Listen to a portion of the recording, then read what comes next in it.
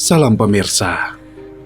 Menjelang Hari Hak Asasi Manusia Internasional, Zhu Wangqi, Koordinator Umum dari Dukungan Global untuk Pelaporan Kriminal Rakyat Tiongkok dan Kegiatan Penandatanganan terhadap Penganiayaan Jiang Zemin terhadap Falun Gong mengatakan bahwa menurut data global terbaru, ada lebih dari 4 juta warga dari 37 negara yang telah menandatangani laporan tentang kejahatan Jiang Zemin.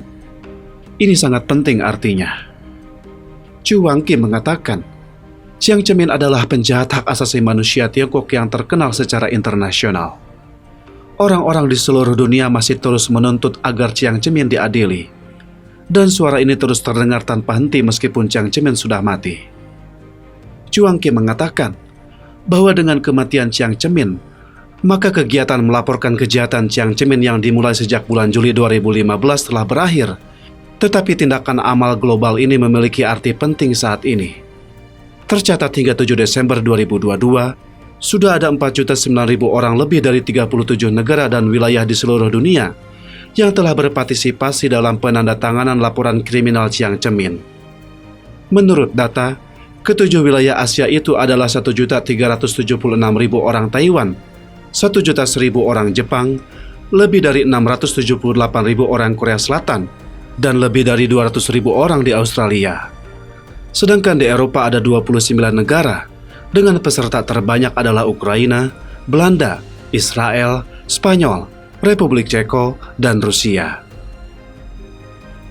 Herman Tertsch, anggota Parlemen Eropa dari Spanyol baru-baru ini mengatakan, kita harus mengadili kejahatan mengerikan yang berskup dunia ini, menunjukkan kepada seluruh dunia siapa yang melakukan pengambilan paksa organ tubuh secara hidup-hidup, dan mengutuk keras setiap profesi atau rejim yang menyetujui atau bahkan mendorong perilaku jahat tersebut.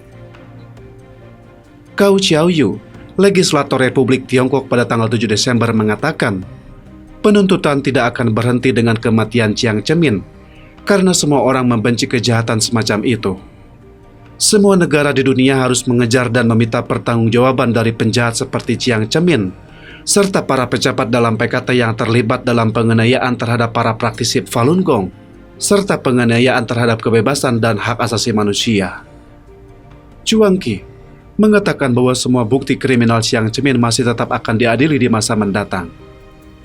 Di masa depan, ketika persidangan penganiayaan terhadap Falun Gong sepenuhnya dilaksanakan, tidak hanya semua kejahatan Jiang Zemin akan diangkat dan diadili satu persatu, tetapi tanggung jawab hukum, kejahatan yang telah mereka catat dalam sejarah juga akan mempermalukan anak dan cucu mereka, kata Zhu. Paper van Dalen, anggota Parlemen Eropa dari Belanda baru-baru ini mengatakan, sekarang saatnya untuk melihat bagaimana komunitas internasional akan meminta pertanggungjawaban PKT. Negara-negara harus mempelajari bagaimana mereka memberikan sanksi kepada orang-orang yang bersekongkol untuk mengambil paksa organ dari manusia hidup. Pada tanggal 7 Desember, Wang Tingyu, pengurus Komite Urusan Luar Negeri dan Pertahanan Nasional Yuan Legislatif Republik Tiongkok mengatakan, Jiang Zemin adalah seorang badut yang sadis dan diktator. Jadi dalam semua insiden terkait penganiayaan, ada tuntutan hukum datang dari seluruh dunia. Kita orang-orang yang tinggal di luar negeri, baik itu pemerintah, organisasi, atau individu, harus bekerja keras untuk mengungkap kebenaran yang terjadi dalam periode sejarah ini.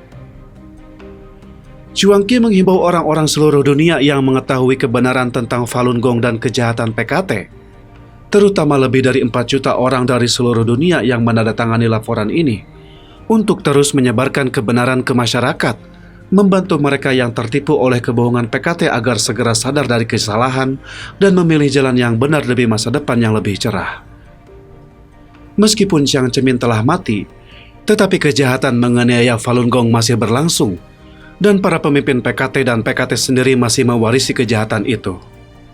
Jiang Zemin menggunakan Partai Komunis Tiongkok, memprakarsai penganiayaan yang luar biasa ini, selain Jiang Zemin dan para pengikutnya yang harus diadili. Lebih-lebih kami percaya bahwa rakyat Tiongkok saat ini, di tengah gelombang anti-komunis global, harus bergerak untuk menghancurkan rezim PKT yang jahat ini, selain segera keluar sebagai anggota PKT. Ini adalah hal yang paling perlu dilakukan oleh rakyat Tiongkok saat ini, kata Zhu. Cukup sekian dulu topik kita hari ini. Terima kasih atas perhatiannya.